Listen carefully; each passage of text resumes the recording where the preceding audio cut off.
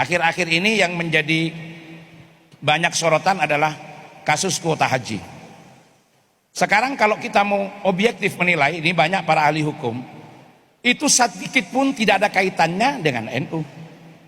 NU tidak punya kewenangan mengatur kuota haji. Tidak ada kapasitas yang diberikan oleh pemerintah untuk NU ikut cawe-cawe mengatur kuota haji.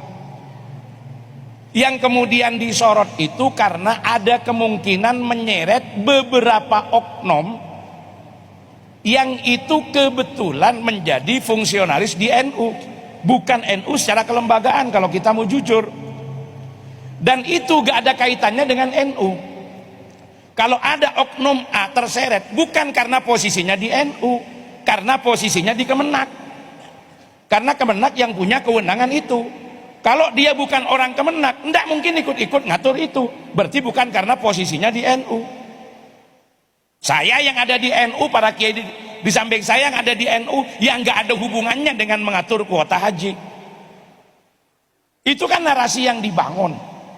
Siapa yang membangun narasi? Orang yang punya kepentingan dalam tanda petik, kepentingan yang tidak selamanya baik terhadap Nahdlatul Ulama, sehingga membangun narasi itu.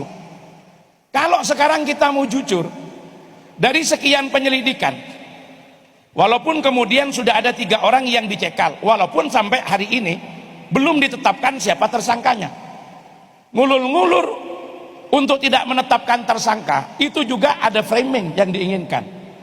Walaupun kemudian kemarin orang yang sama, yang awalnya mau mengaitkan dengan NU sudah merubah. Maaf, bukan NU-nya, tapi orangnya. Itu sudah dijelaskan. Tapi kadang-kadang yang kadung tersebar statement yang pertama, yang kedua tindasannya sudah kalah. Ya memang itu permainan media begitu. Pada akhirnya minta maaf kan, tapi klarifikasinya lebih sedikit. Sama dengan ramenya kasus Son Horak kemarin, ketika ada yang menolak fatwa MUI, dia klarifikasi bahwa yang dimaksud tidak begitu. Cuma nolaknya sudah tersebar, klarifikasinya gak didengar orang. Seperti itu problemnya, itu problem media. Mohon izin, kalau mau dikaitkan siapa yang sudah mengembalikan uang, itu ada 2 orang. Ketika diperiksa di tempat Gus Yakut, terserah nanti status hukumnya seperti apa, kita tidak mau ikut-ikut. Karena dia juga bukan pejabat di NU, hanya dikaitkan karena dia adiknya ketua umum. Nggak ada hubungannya, nggak ada hubungannya. Mohon maaf, kalau nanti ada saudaranya pejabat punya masalah, apakah saudaranya ikut? Ya tidak, masing-masing bertanggung jawab dengan perbuatannya sendiri-sendiri. Yang sudah jelas-jelas, saya tidak apa-apa ini ngomong di depan media, yang sudah jelas-jelas ketahuan itu siapa yang mengembalikan uang. 1, Khalid Basalamah, yang dijadikan barang bukti, tergantung modusnya apa dan bagaimana. Yang kedua, Hilman Latif. Hilman Latif itu siapa? Mohon maaf, mohon izin, Pak Hilman Latif itu adalah Bendahara Umum Pengurus Pusat Muhammadiyah. Tapi kenapa? Media yang bermain begitu. Tidak semua orang sadar. Sampai sekarang belum ditetapkan, walaupun ada nama Isfa Abidal Aziz, salah satu ketua juga sudah dicekal. Tapi belum mengembalikan uang, belum apa. Karena ketika bicara korupsi, orang memikirkan apa? Seakan-akan ada uang negara yang diambil. Padahal konstruksi dalam bidang ini nggak ada begitu. Ada kuota yang ditambahkan. Yang kuota itu seharusnya berdasarkan undang-undang itu adalah 80% untuk haji reguler, 20% untuk haji khusus. Dari 20.000 itu dibagi menjadi 2. Itu kuotanya, ternyata dibagi 10.000. Apakah kemudian ada uang negara? Nggak ada. Ketika mereka dapat juga nggak ada masuk ke negara. Tetapi dari kuota ini berpotensi untuk dijual belikan. Itu berpotensi. Kalau untuk dapat uang bisa, tapi nggak ada kerugian negara. Yang ada apa? Ya jamaah haji reguler menunggunya tidak lebih cepat gitu. Bukan lebih lama, uang itu bukan kuota asal, kuota tambahan. Hanya tidak bisa lebih cepat. Di situ tidak ketidakadilannya. Tapi nggak ada uang yang diambil di situ.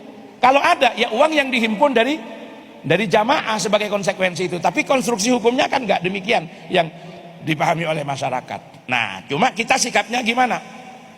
Sekarang bicara sikap, itu kan kasus. Saya paham kira-kira maksud jenengan kan ke itu kan yang akhir-akhir ini rame gitu. Nah, sikapnya bagaimana? Hadratus Syekh itu sudah pernah pesan gini.